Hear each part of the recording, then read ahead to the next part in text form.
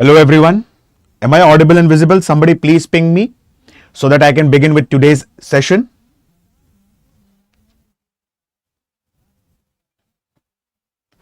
Yes friends, am I audible and visible?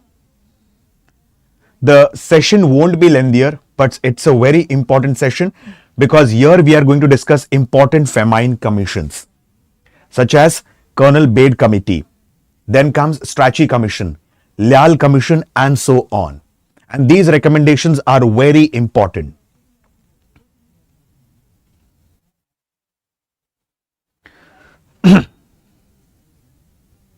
Just a second, guys.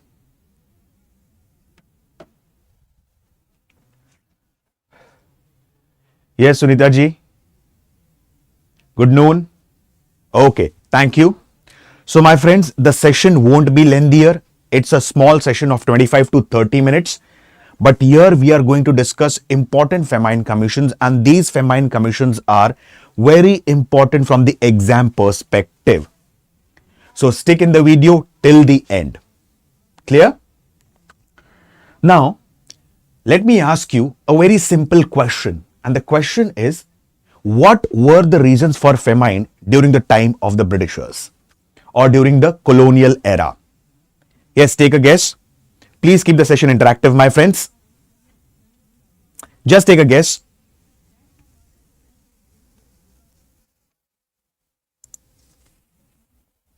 What were the reasons for famines in the colonial era? See, in the colonial era, there were different reasons for famines. Okay. Now, first of all was the land revenue system. And if I discuss about the land revenue system, there was something called as permanent settlement, also referred as zamindari system. Then comes rayatwari system. And then comes mehelwari system. Okay. Now, specifically speaking, like even today in 21st century, our agriculture is heavily dependent on monsoon. Isn't that so? Like even today in 21st century, the peasants of India are dependent heavily on monsoon.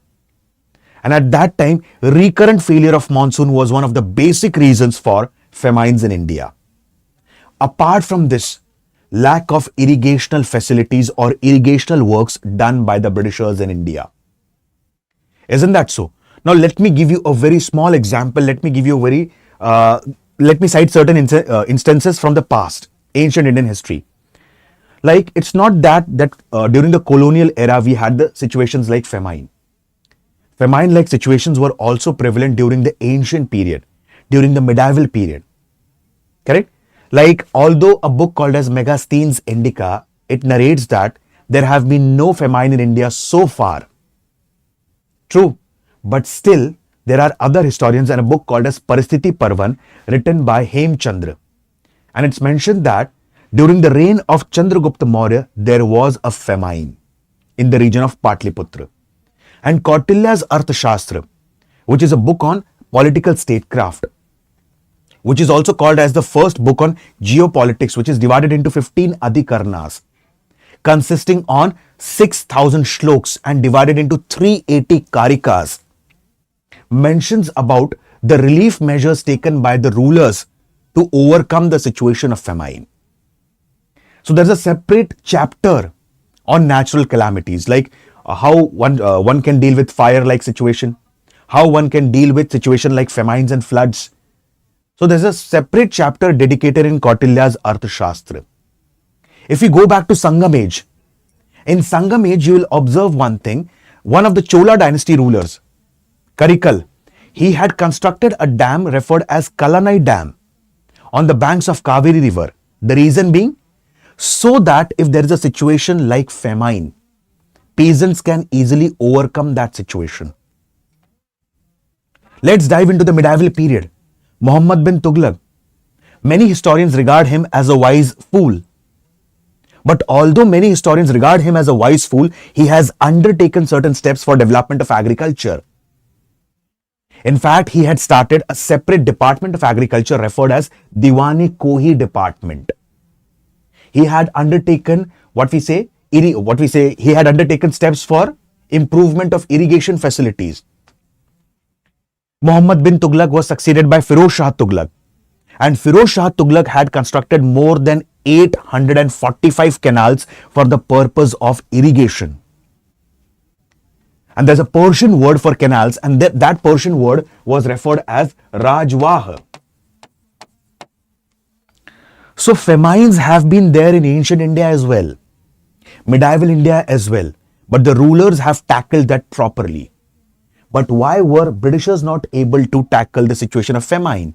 And what were the reason for continuous occurrence of famines? First of all, lack of irrigation facilities. Secondly, what happened? Lack of construction of proper transportation network.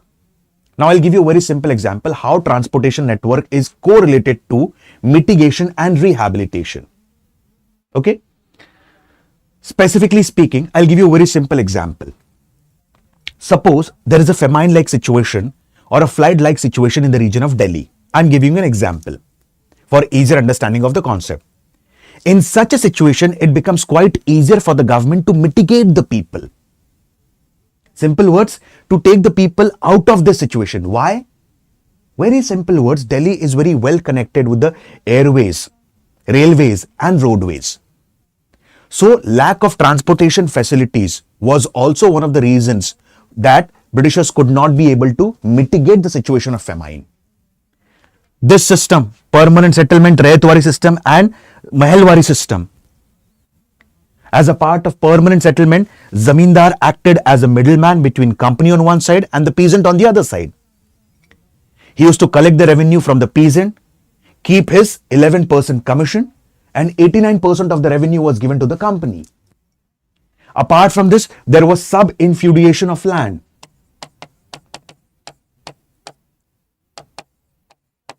Now, what is sub-infeudation of land? Simple words. Suppose a land has been this is nothing but the product of feudalism. Now, suppose a land has been handed over to me by a landlord. Simply, I am working as a vassal for that landlord. Now, I will divide that land into small patches and I will give the management of that land or production of that land to some other person. That is nothing but sub-infeudation. So, there is no proper investment back again in the land. Another problem was absentee landlordism.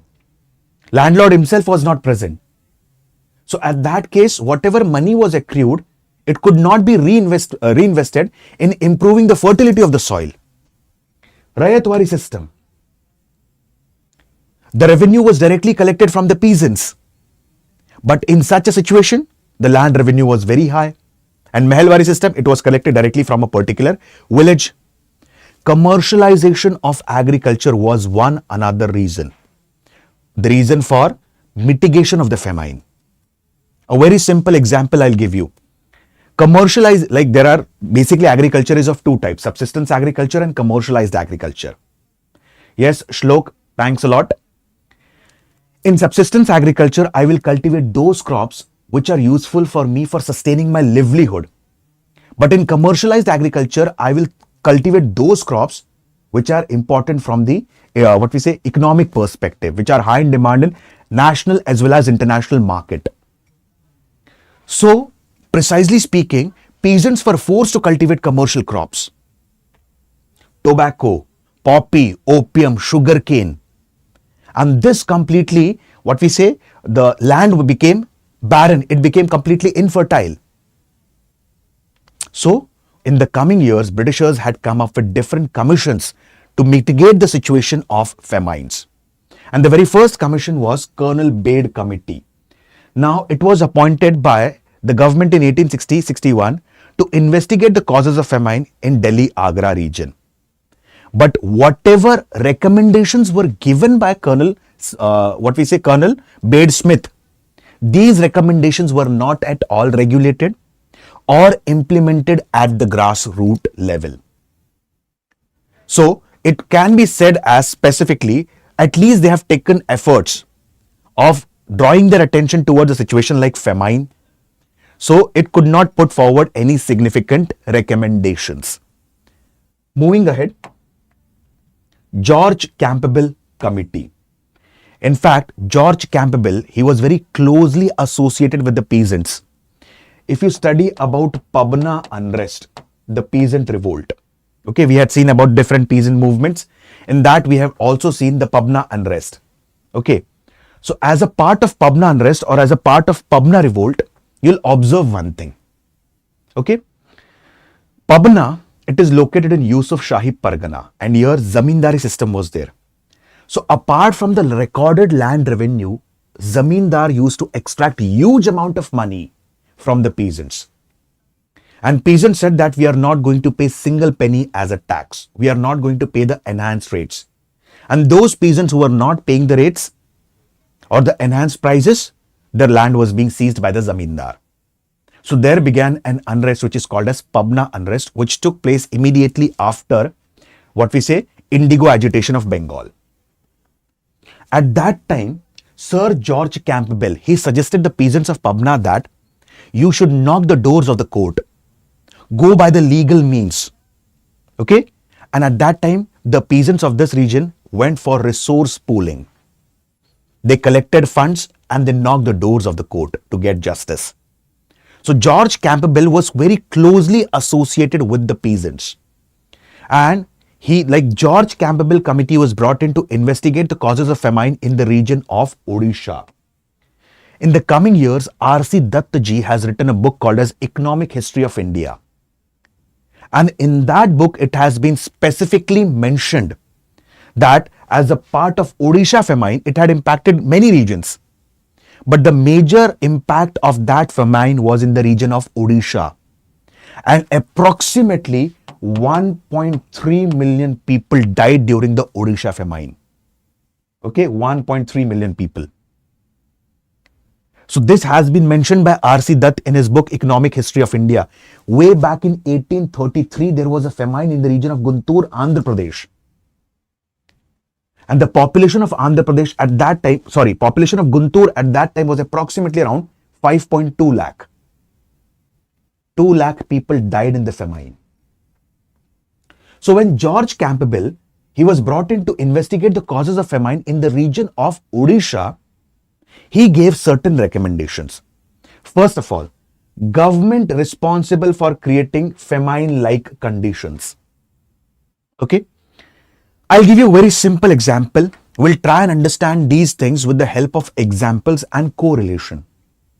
So it becomes quite easier to grasp the concept. Like in India, let me take an example of Maharashtra. Okay? There are certain districts of Maharashtra which are agriculturally quite advanced because of the Western Ghats. And majorly, they get a very good rainfall. But there are certain specifically districts of Maharashtra, precisely the northeastern part of Maharashtra and northwestern part of Maharashtra. They fall in the rain shadow region of Western Ghats and Eastern Ghats. And every year they face a lot of problem concerning famines. Similarly, Malwa, like if I talk about Madhya Pradesh is divided into 4 to 5 geographical units. The northern part of Madhya Pradesh is referred as Bundelkhand. Southern part of Madhya Pradesh is referred as Nimad. Western part of Madhya Pradesh is referred as Malwa and eastern part of Madhya Pradesh is referred as Bagelkhand. If you observe the soil of Malwa, it is black in color and it is quite fertile. And Malwa region is very prosperous because it is in the extension of Western Ghats. On the other hand, Bundelkhand region, the peasants in this region face famine situation even today.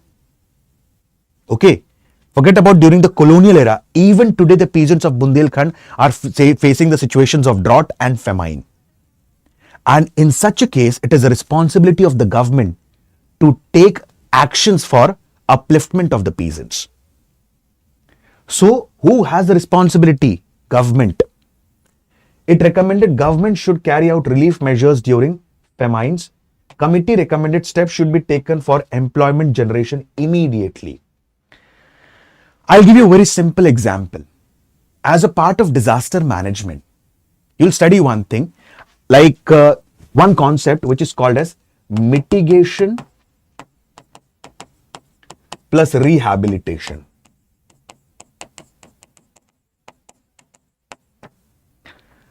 This year, major parts of northern India was under floods. Correct? Punjab, Bihar, and many other places.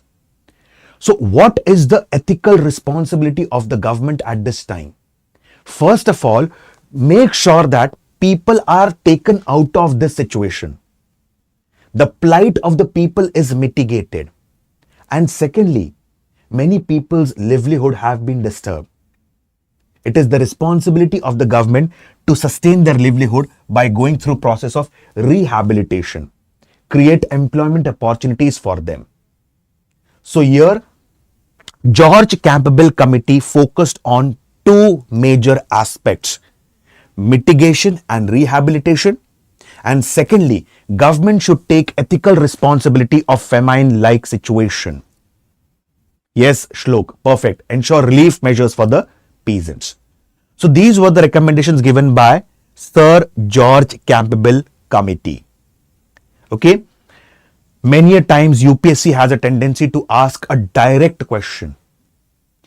Which among the following commissions are related to famine? Correct? So, Colonel Baird Committee, then specifically George Campbell Committee, Strachey Commission, Lyall Commission, Anthony MacDonnell Commission, John Woodhead Commission. All these are commissions and committee related to famines. So direct, there could be a factual question in the prelims examination as well. Okay, moving ahead.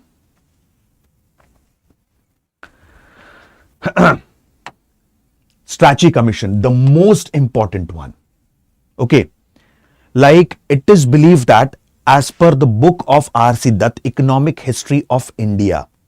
Okay, this commission was appointed because specifically there was a famine approximately from the period of 1876 to 1878. And it had created a huge impact in the region of Punjab, UP, Bombay and Madras. Okay, and approximately, I'm telling you, approximately 3 million people died. That is 30 lakh people died during this famine. Okay, and the maximum impact of the famine was in the region of Madras Presidency. Now, the recommendations of Strachey Commission are very, very important from the exam perspective. Many historians do record one thing. What? Strachey Commission is the first famine commission in true sense. Why? Because it has made an in-depth analysis into the situations of famines. What are the major causes of famines? Okay. Now let's understand what were the major recommendations given by Richard Strachey. Okay. First, famine code should be formulated. Now let's understand the things in a step-by-step manner. You might have heard about IPC, Indian Penal Code, Criminal Procedure Code. For example, if somebody has committed a particular crime, so what kind of a punishment needs to be given to that person? What is the process for that? Everything has been mentioned in a codified format.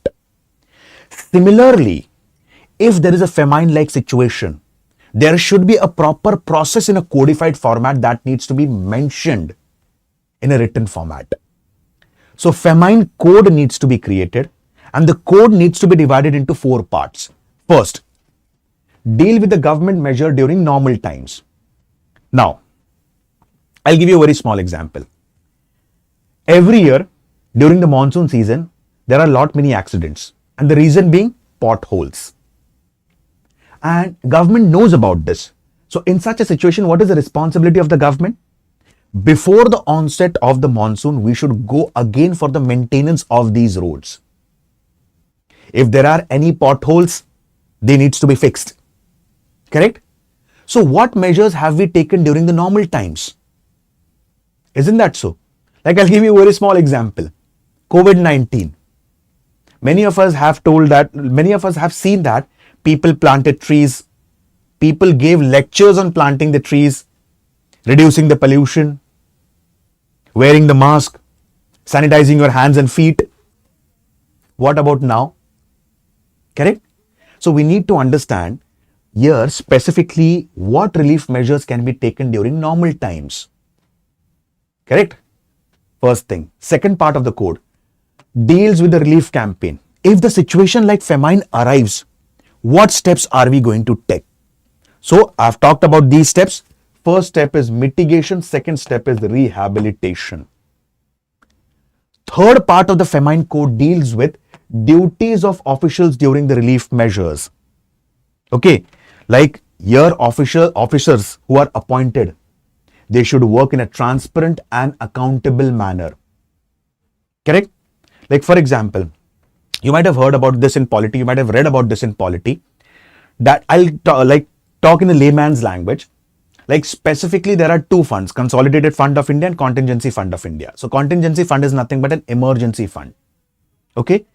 And if India is facing any problem such as Corona, okay, apart from this war-like situation, the funds of contingency fund are used. Correct? It is used for the welfare of the people. At that point of time, these funds should be utilized in a proper manner. It should actually reach the beneficiary. So that is the responsibility of the officers. So proper duties should be allocated to the officers. And the most important, division of famine affected areas. I'll give you a very small example. Think logically about this. Okay. Like majorly the situation of famine are in the central part of India and to an extent, I'm not saying completely, to an extent, in southern part of India. Why? North Indian rivers are perennial and South Indian rivers are seasonal. Apart from this, in the southern part of India, the water soaking capacity of the soil is not that efficient in comparison to the northern India. So during the summer season, the peasants here face the problem of famines. Correct? So we need to divide these regions properly, where there can be huge impact of famine. Correct? What mitigation efforts needs to be taken? Like I had given you an example. Like for example, there are many districts of certain parts of Andhra Pradesh, certain parts of Karnataka, certain parts of Maharashtra, and certain parts of Madhya Pradesh that fall under the rain shadow region of Western Ghats and Eastern Ghats. So the monsoon is not proper here. So we need to identify these areas. So deal with the division of famine affected areas. So first of all, we need to create a famine code. Further, this famine code is divided into 4 parts. Second important aspect. Irrigation facilities should be developed. I gave you an example of medieval India, and history teaches one thing. It is not necessary that you experience everything in life. You can learn from other people's experiences. Correct? There was a famine-like situation during the ancient period as well. Medieval period, steps were being taken by the rulers for improvement of irrigation facilities. I had given you one of the example of Chola rulers. Second example, Muhammad bin Tughlaq. He started a separate department of agriculture referred as Diwan-e-Kohi department. He started a proper irrigation facility. In fact, irrigation tax was imposed by Firoz Shah Tughlaq as well, which is referred as Haq-e-Sharb. He had constructed more than 845 canals, and these canals were referred as Rajwah. So irrigation network needs to be developed properly. Third important thing, collection of land revenue should be suspended immediately during famines. I'll give you a very small example. If I ask you a question, what happened during Bardoli Satyagraha? What happened during Kheda Satyagraha? Now, Kheda, it's a taluka in the region of Gujarat. And here the peasants were affected by famine. And there was failure of monsoon. This affected the crop yield. What is the ethical responsibility of the government here? The ethical responsibility of the government here is temporary suspension of land revenue. True? But what did the government do? Apart from the taxes that you are paying, you have to pay an additional tax of 23%. First of all, due to situation of famine, peasants are unable to pay the original taxes. How can the peasants pay the additional tax of 23%? What happened in Bardoli Satyagraha led by Vallabhbhai Patel ji? In fact, in Bardoli Satyagraha, the women of Bardoli gave the title of Sardar to Vallabhbhai Patel ji. Right from 1925 to 1928, continuously Bardoli was hit by flood and famines. And at that time, there was failure of monsoon. And what did the Britishers do? Britishers increased the land revenue by 22 to 30%. Peasants are unable to pay the original land revenue. How can they pay you the additional tax? So, Vallabhbhai Patel launched no revenue campaign. So, if there is a famine-like situation, land revenue collection should be suspended temporarily. Then, data should be collected about the condition of Indian peasants and agriculture, and the most important, an emergency fund that needs to be created. Right now, I was speaking about what?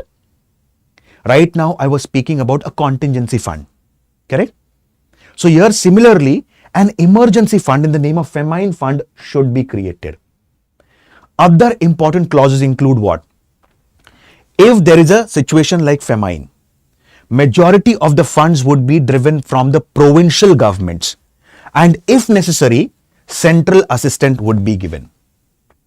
I repeat, during famine-like situation, majority of the funds would be coming from the provincial governments.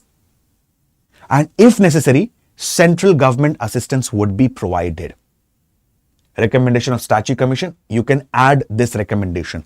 Apart from this, now if there is a situation like famines, okay, one more thing, like it is important. And what's that?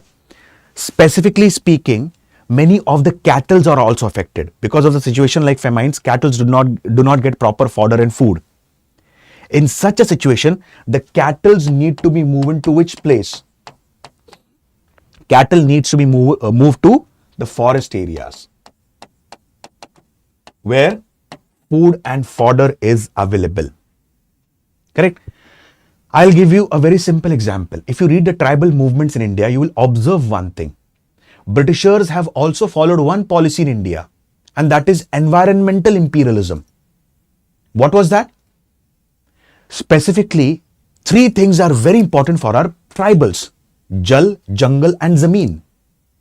Water, forest, Jal, Jungle, water, forest and land. And through different forest laws, what did Britishers do? Tribals were not given the access to forest resources. So environmental imperialism was also one of the reasons for famine. In such a situation, the tribals need to give into the access to the forest. So these were the major recommendations given by Strachey Commission. And as recommended by Strachey Commission, that an emergency fund in the name of famine fund needs to be created. You cannot believe that 1 crore rupees came in that famine fund. Why 1 crore rupees? Because Britishers were involved in commercialization of agriculture. Correct? Commercialization of agriculture plays a very major role. Isn't that so?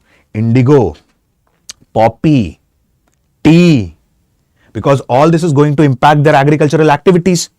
Hence, immediately 1 crore rupees was kept in famine commissions. In the famine fund. Can you imagine? Britishers have spent 1 lakh rupees every year for the purpose of education as per Charter Act 1813. Why? Because it was for the development of Indians. Here they are needing things. Hence they have invested 1 crore rupees in the famine fund. Not for the development of Indian peasants, but for their own personal cause. So these are the broad and the major recommendations given by Sir Richard Strachey. Hence, the recommendations of Strachey Commissions, it is also referred as, it is a first famine commission in true sense. Hope you understood Strachey Commission. Yes, fast, please. Yes, please answer in the comment section. Do you want me to repeat any point?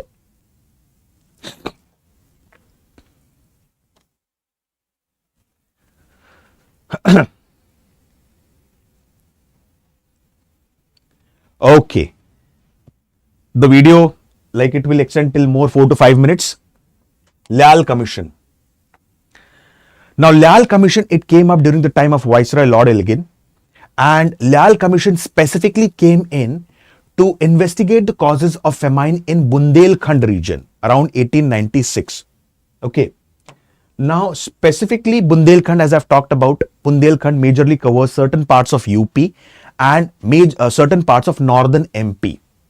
And the Bundelkhand region, it is basically known for Chambal ravines and badland topography. So peasants here usually face the problem of famine and drought. And this region was hit by famine in 1896-1997.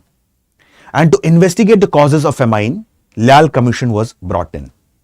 So specifically, Lyall Commission endorsed the same recommendation of Strachey Commission. Same recommendation. But Lyall Commission also suggested one thing. Famine fund or famine code needs to be made flexible. Simple words, it should change according to the exigencies of time. So very simple word, Lyall Commission was brought in to investigate the causes of famine in Bundelkhand region. Please remember the recommendations of the commission. Why these commissions were brought in. Very important from the exam perspective. Okay. Then comes the last one, Anthony MacDonnell Commission. Now, Anthony MacDonnell Commission, it was appointed by Lord Curzon. Lord Curzon, who is known for his policy of divide and rule. Correct? Who is known for his policy of divide and rule. Like, we'll study that further in the coming sessions about Lord Curzon. Like Lord Curzon, he has divided the region of Bengal on what pretext? Bengal has become too big to be administered by a single viceroy. And he had divided Bengal into two parts, West Bengal and East Bengal. But what was his hidden agenda? West Bengal was a Hindu majority province and East Bengal was a Muslim majority province. He wanted to hurt the communal fabric of the country. And against this, in India, the moderate section of Indian National Congress started with Swadeshi movement at Banaras session of Indian National Congress, which was headed by Gopal Krishna Gokhaleji, the political guru of M.K. Gandhi. So he was the Lord Curzon who had appointed Anthony MacDonnell Commission. Now, what did Anthony MacDonnell Commission suggest? Famine code needs to be revised. A very simple example.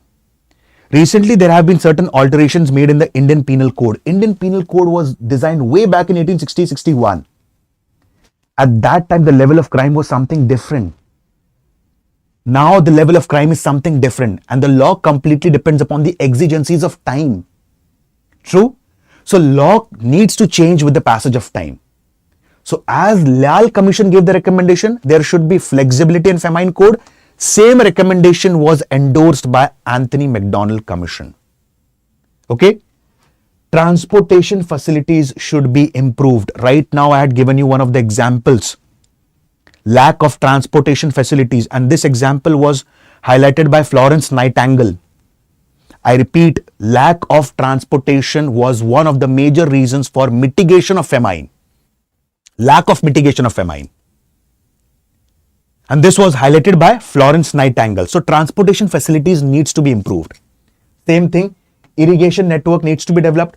A proper post of famine commissioner needs to be created who will take the ethical responsibility, moral responsibility of the situation of the famine. Okay. So these were the major recommendations given by Anthony MacDonnell Commission. I will suggest you one thing, my friends. The crux of the entire class. Okay. Even if you do not remember the recommendations of individual famine commissions, just remember the recommendations given by Strachey Commission. Because in the coming years, the recommendations of Strachey Commission will act as a base. If you remember, we had seen Education Commission, we had seen Sadler Commission, Hunter Commission, Hartog Committee, Wardha Scheme of Education, Sargent Education Report, and so on. But what happened? Words dispatched acted as a base for everything. Similarly here, remember what we say recommendations of Strachey Commission. And in the coming years, there would be alterations made by different commissions. That's it. So, first important commission that we had seen was, okay, yes, perfect Sunita ji. First important thing that we had seen was Colonel Baird Committee, George Campbell Committee. The most important one, Richard Strachey Commission, followed by Lyall Commission, Anthony MacDonnell Commission, and finally comes John Woodhead Commission. So these commissions are important from the exam perspective. Hope you understood Strachey Commission. Because if you understood Strachey Commission, I'm pretty sure you'll understand everything about the Famine commissions. Clear?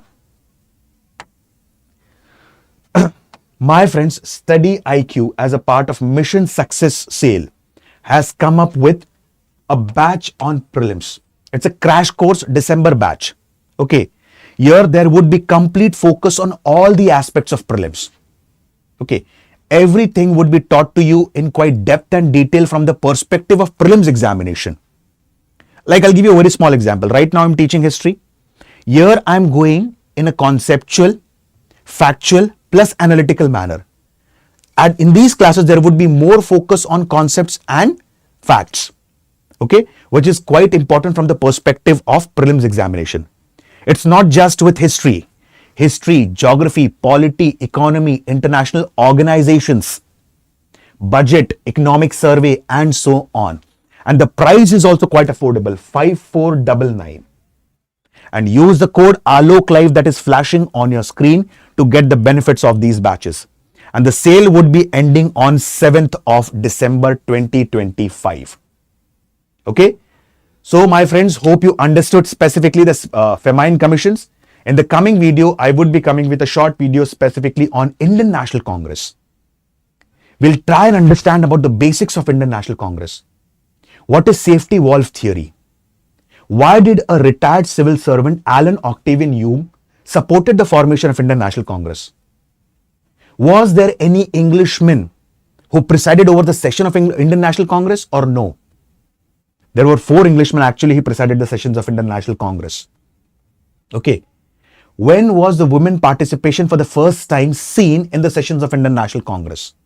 So all these aspects we are going to study. Okay guys, so with this I'll stop my words for the day. See you guys in the next video. Thank you and have a wonderful day. Bye-bye.